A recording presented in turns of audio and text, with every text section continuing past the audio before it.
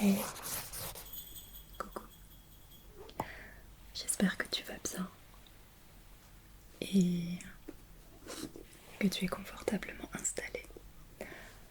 Dans la vidéo de ce soir, nous allons lire un livre que j'aime beaucoup. Les plus beaux récits de la mythologie grecque.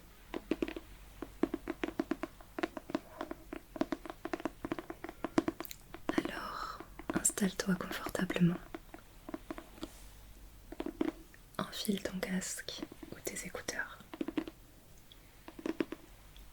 et profite de ce petit instant juste pour toi.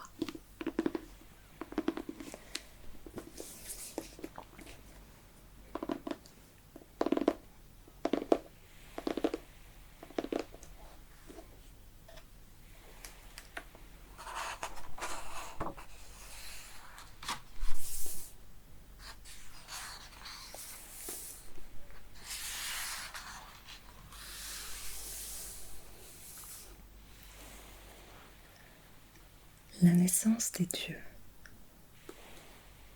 Cette histoire remonte à l'origine des temps. Le monde alors n'était qu'une masse informe plongée dans l'obscurité. Tous les éléments étaient confondus et désordonnés. La terre n'était pas solide. L'eau n'était pas navigable. L'air et la lumière manquaient. Rien de ce que nous connaissons n'existait encore dans cet univers hostile, appelé le chaos.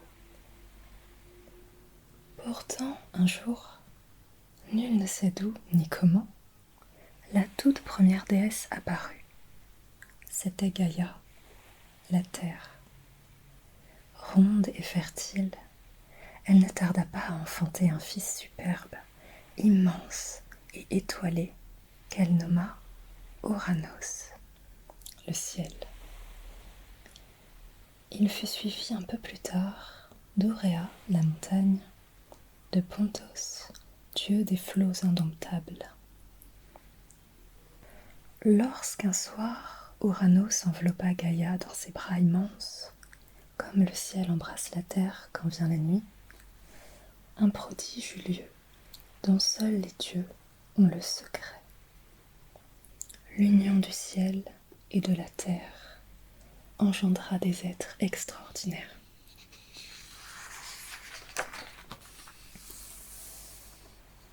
Gaïa mit au monde 6 titans: Océan, Koios, Krios, Hyperion, Japet et Chronos, et autant de titanides: Théia, Rhéa, Thémis, Mnémosyne, Phébé et Thétis. Mais aussi 3 cyclopes, des géants robustes et puissants avec un œil unique au milieu du front, nommés Brontès, Stéropès et Argias. Et encore 3 autres créatures: Briarée, Gyes et Kotos, appelés les Hécatonchires, terriblement laids et violents, dotés de 50 têtes et 100 bras chacun. Mais les enfants de Gaïa et d'Ouranos, même s'ils étaient très différents, n'en partageaient pas moins un triste point commun. En effet, leur père les détestait profondément, tous autant qu'ils étaient, avant même de les connaître, car le fier Ouranos n'avait peur que d'une chose, que l'un de ses fils le détrône un jour. C'est pourquoi le souverain du ciel avait pris la ferme décision d'empêcher sa descendance de sortir des entrailles de la terre. Ainsi, il les refoula dès la naissance dans le ventre de leur mère, si loin et si profond, dit-on, que si on y jetait une enclume, elle mettrait 9 jours et 9 nuits pour en atteindre le fond. À chaque nouvelle naissance, Ouranos accomplissait le même rituel, enfermant son enfant dans les profondeurs. Et à chaque fois, le désespoir de Gaïa augmentait. Sa profonde tristesse se transforma bientôt en colère, jusqu'à ce que Gaïa ne puisse plus supporter les agissements orgueilleux d'Ouranos qui la privaient de ses enfants. Elle choisit alors de les rejoindre en son fort intérieur et d'aller à la rencontre des titans et titanides. Là, elle brandit sous leurs yeux une serpe d'acier et leur fit une terrible proposition.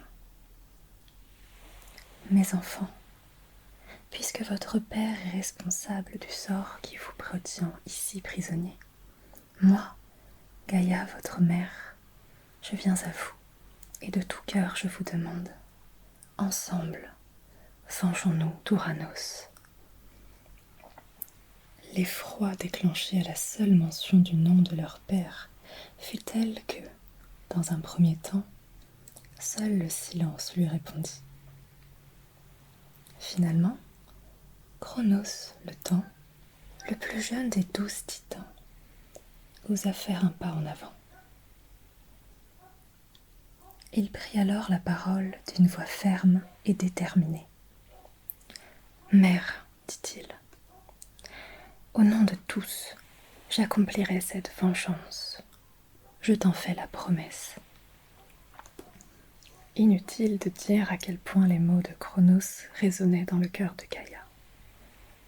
Elle entreprit donc de lui faire part du plan secret qu'elle avait conçu, avant de confier à son fils la serpe aiguisée. Il ne lui restait plus qu'à attendre le moment opportun pour agir.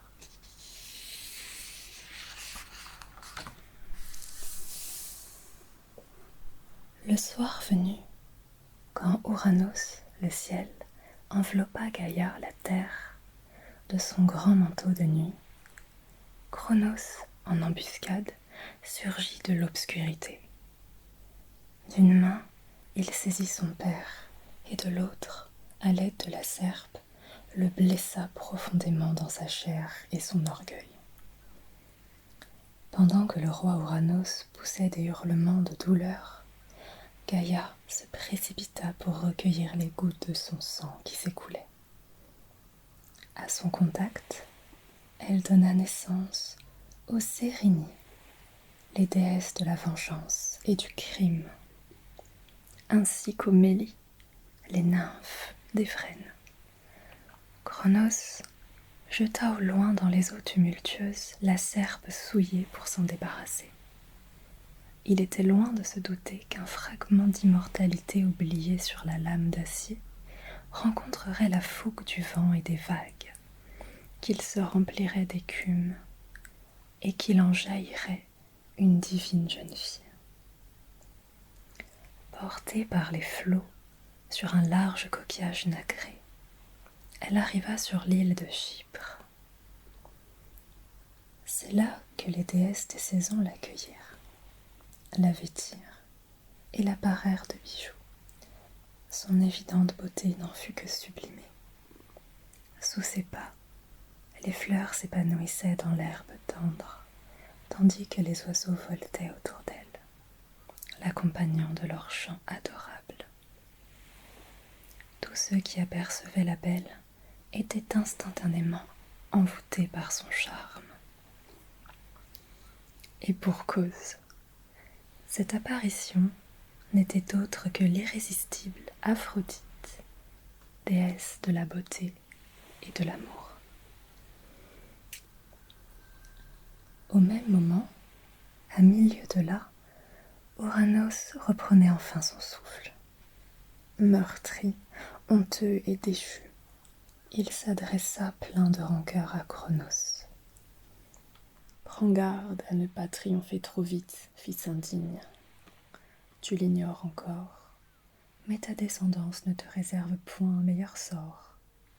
Ton tour viendra, et je te le prédis, un jour, toi aussi, tu seras anéanti par l'un des tiens. » C'est donc sur ces sombres paroles qu'Ouranos s'éloigna à jamais de la terre, laissant la place au nouveau roi des Titans. En effet, par son geste vengeur, Cronos avait non seulement libéré sa famille, mais aussi conquis le pouvoir de plein droit.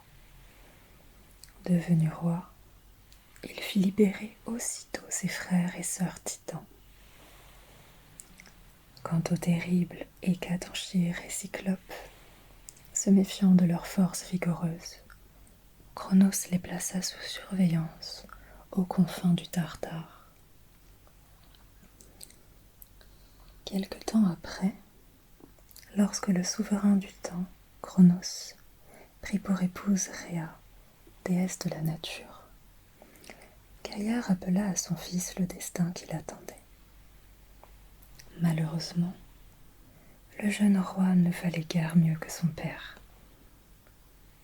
Tel Ouranos avant lui, Cronos était prêt à tout sacrifier pour conserver son trône. Il fit la sourde oreille aux avertissements de Gaïa et se chargea lui-même d'engloutir un à un ses enfants. Voilà comment, aussitôt nés, Hestia, Déméter, Héra, Hadès et Poséidon furent impitoyablement avalés par leur père. Ainsi se flattait Cronos, aucun fils ne pourrait jamais le détrôner.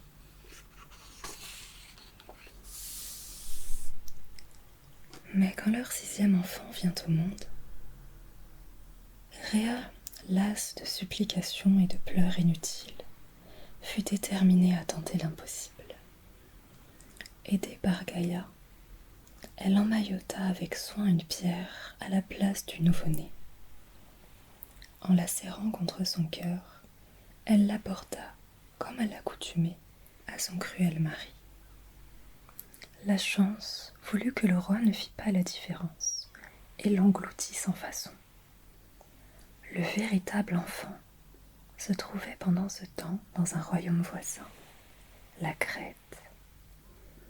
La déesse de la nature avait choisi de confier son fils aux bons soins des nymphes de la forêt sur le mont Ida. C'est là, dans une grotte tenue secrète, que le petit Zeus fut élevé et nourri grâce au lait de la chèvre Amalthée. Les premiers temps, afin de couvrir les pleurs du nouveau-né, les nymphes envoyaient des hommes non loin de la grotte entrechoquer leurs armes et frapper des gongs. Cela éloignait ainsi les soupçons. En grandissant, Zeus fut le premier surpris par sa puissance. Un jour, alors qu'il jouait avec la chèvre Amalthée, il ne maîtrisa pas sa force et lui cassa une corne. On dit que l'une des nymphes bienfaitrices remplit la corne de fruits pour l'offrir à Zeus et que, par un enchantement, le présent ne devait jamais désemplir. Quand bien même on eût voulu épuiser son contenu, il se renouvelait sans cesse. La corne d'abondance permit à Zeus une croissance harmonieuse sans jamais manquer de rien. N'en déplaise à Cronos, puisque son fils était bel et bien vivant, désormais rien ne pouvait empêcher la prophétie de s'accomplir. Zeus, devenu jeune homme, voulut de toute évidence se venger de son père et s'emparer du pouvoir. Mis au courant par sa mère Rhea de l'infortune de ses frères et sœurs, retenus prisonniers par leur père, son premier souhait fut de les délivrer. Il se fit aider pour cela de la titanide Métis, déesse de la prudence, qui ne rechigna pas à le soutenir, tant elle n'approuvait pas les choix de son frère Cronos. Métis introduisit Zeus en tant que serviteur du roi, le plus simplement du monde. Après tout, Cronos n'avait jamais rencontré son fils et ignorait jusque-là son existence. Le jeune homme tendit au roi des Titans une boisson qu'il but sans poser de questions. Le verre contenait en fait une infâme potion fabriquée par Métis, dont l'effet fut immédiat. Le roi Cronos toussa si fort qu'il recracha ses enfants avalés autrefois. C'est alors qu'Hestia, Déméter, Héra, Hadès et Poséidon apparurent au grand jour, tous devenus adultes après ces longues années passées dans le ventre de leur père. Ils se rangèrent naturellement aux côtés de Zeus, leur sauveur. À sa grande stupéfaction, constatant que, malgré toutes ses précautions, il s'était laissé duper, le roi Cronos fut transporté dans une rage folle. Qu'importe si la prophétie était sur le point de se réaliser, il n'était pas prêt de s'avouer vaincu. Cronos rassembla ses frères, les Titans, et déclara la guerre à Zeus. Pour se départager le pouvoir, anciens et nouveaux dieux se livrèrent une guerre impitoyable. Même au bout de 10 années divines, l'issue des affrontements était toujours incertaine. Afin de contrer définitivement Cronos et de remporter la victoire, Zeus jugea bon d'aller chercher quelques conseils auprès de sa grand-mère Gaïa.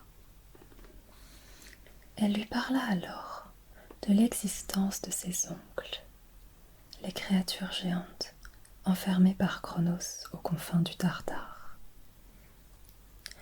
Leur rancune infinie à l'égard de Cronos, ajoutée à leur puissance redoutable, fera d'eux des alliés qui pèseront dans la bataille, ajouta la perspicace Gaïa. Il n'en fallait pas plus pour convaincre Zeus de se mettre en route, escorté par ses frères vers les tréfonds de l'univers. Ensemble, ils réussirent à délivrer les créatures. Pour la première fois de leur vie, les Cyclopes et les Hécatonchires étaient libres. En témoignage de leur reconnaissance éternelle, les Cyclopes offrirent à Zeus une arme redoutable, un éclair de foudre qu'ils avaient eux-mêmes forgé. Hadès reçut un casque d'invisibilité, capable de dissimuler quiconque le portait, et Poséidon, un trident ayant le pouvoir de soulever la terre aussi bien que la mer. Désormais, les Cyclopes et les Hécatonchires étaient les alliés de Zeus, et l'heure de la vengeance contre Cronos avait sonné. Fort de ces nouveaux pouvoirs et de cette alliance, la guerre des géants contre les titans reprit de plus belle. C'est ainsi qu'Hadès, coiffé de son casque d'invisibilité, déroba les armes de Cronos, tandis que Poséidon le menaçait de son trident, juste avant que Zeus fît s'abattre la foudre sur son père, qui s'écroula à terre. Pendant ce temps, les Cyclopes et les Hécatonchires n'étaient pas en reste, jetant à tour de bras d'immenses roches sur l'armée de Titans. Bien vite, les anciens dieux durent s'avouer vaincus. Ainsi, la guerre entre les géants et les Titans prit fin. Tout comme Uranos en son temps, Cronos, à son tour, fut banni du ciel. Zeus l'envoya, lui et les siens, aux confins du Tartare, dans le monde souterrain, sous la surveillance des Hécatonchires. Les vainqueurs se partageaient alors l'univers en trois. Hadès obtint le monde souterrain, les enfers, allant du Tartare au monde des morts, un vaste empire où les rayons du soleil ne s'aventurent jamais. Poséidon, hérita du royaume des mers et des océans. Zeus, quant à lui, fut désigné souverain des dieux, du ciel et de la terre. Une nouvelle ère débuta, celle des dieux de l'Olympe, du nom de la plus haute montagne de Grèce, devenue la demeure des divinités.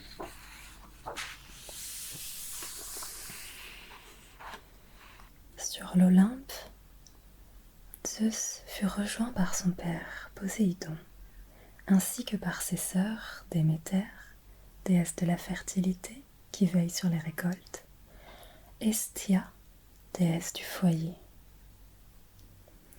La gracieuse Aphrodite, déesse de la beauté et de l'amour, née de l'écume de la mer, se joignit à eux également.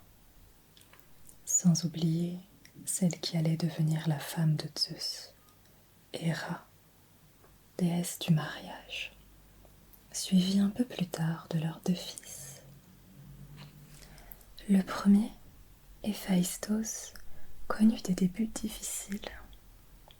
En effet, Héra le trouva si laid et difforme à la naissance qu'elle voulut s'en débarrasser. Elle le saisit par sa jambe, qu'il avait la plus courte que l'autre, et le précipita du haut du mont Olympe à travers les nuages. La chance voulut que 2 Néréides, nymphes des mers, le rattrapent in extremis de sa chute. En le voyant si frêle et mal en point, elles eurent pitié de lui et décidèrent de l'élever comme leur propre fils.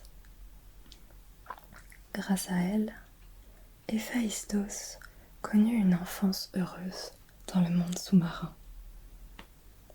En grandissant, ses jambes demeurèrent tordues et boiteuses, mais son torse et ses bras se développèrent. Héphaïstos devint un habile forgeron.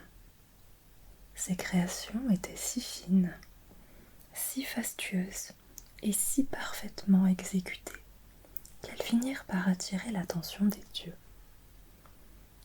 Un jour, Héra interrogea Thétis, la Néréide, au sujet de l'artisan qui lui avait confectionné un collier aussi splendide.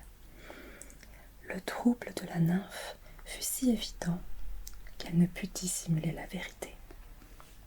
En apprenant que son fils avait de telles qualités, Héra voulut le faire venir auprès d'elle sur l'Olympe. Mais Héphaïstos refusa tout net l'invitation de celle qu'il avait rejetée à la naissance. Il lui fit cadeau cependant d'un trône en or, admirablement réalisé. En le découvrant, Héra fut comblée, mais elle ne tarda pas à déchanter. En effet, lorsqu'elle voulut se relever du siège en or, cela lui fut impossible. Héra était prisonnière du trône, punie par son fils pour son acte impardonnable. Zeus lui-même ne put rien faire pour rompre le sort. Bientôt, il fut clair que seul Héphaïstos pouvait délivrer Héra du trône d'or. Cependant, le dieu forgeron refusait toujours de venir sur l'Olympe, malgré les messagers et les demandes insistantes de sa mère. C'est Dionysos, dieu de la vigne et du vin, lequel n'était jamais à court de boissons ni d'arguments, qui réussit finalement à convaincre Héphaïstos de mettre fin à l'humiliation d'Héra. Héphaïstos devint alors dieu du feu et des forgerons, et dès lors, sa réconciliation avec sa famille fut scellée. Le 2e fils de Zeus et d'Héra répondait au nom d'Arès, dieu de la guerre. Celui-ci connut heureusement moins de déboires qu'Héphaïstos, bien que sa brutalité et son manque cruel de stratégie ne lui vaillent pas l'admiration de tous. Sa mère désapprouvait fermement son comportement indigne et son père, Zeus, considérait Arès comme le plus exécrable de tous les immortels. Sa présence sur l'Olympe n'était tolérée que parce qu'il était le fils légitime de Zeus. Les enfants de la fière Héra n'étaient pas exactement ceux dont elle avait rêvé. Beaux et braves, capables donc de surpasser en tout point les autres enfants de Zeus. Car parmi les 12 dieux de l'Olympe se trouvaient également d'autres fils et filles de Zeus. En effet, pour le plus grand malheur d'Héra, déesse du mariage, l'infidélité de Zeus n'était pas sa plus grande qualité. Et tous ses enfants illégitimes étaient plus remarquables et brillants les uns que les autres. À commencer par Athéna, déesse de la sagesse, née de la Titanide Métis, elle-même déesse de la prudence et toute première femme de Zeus. La sage déesse faillit bien ne jamais voir le jour, dès lors que Zeus fut averti par l'oracle Gaïa. Métis te donnera une fille aussi puissante que sage, mais méfie-toi du fils qu'elle mettra au monde, car il serait bien capable d'en avoir après ton trône, lui confia la mère de tous les dieux. Par conséquent, Zeus décida d'avaler Métis avant même la naissance de leur premier enfant. Ainsi se pensait-il débarrassé de tout désagrément. Mais lorsqu'il se réveilla quelque temps plus tard, avec un terrible mal de tête, il était très loin d'imaginer que de son crâne s'échapperait une belle enfant aux yeux clairs et au cœur pur, toute vêtue de son armure. Le souverain, satisfait et attendri, invita sa fille à prendre place parmi les dieux de l'Olympe, et jamais par la suite il n'eut à regretter son choix.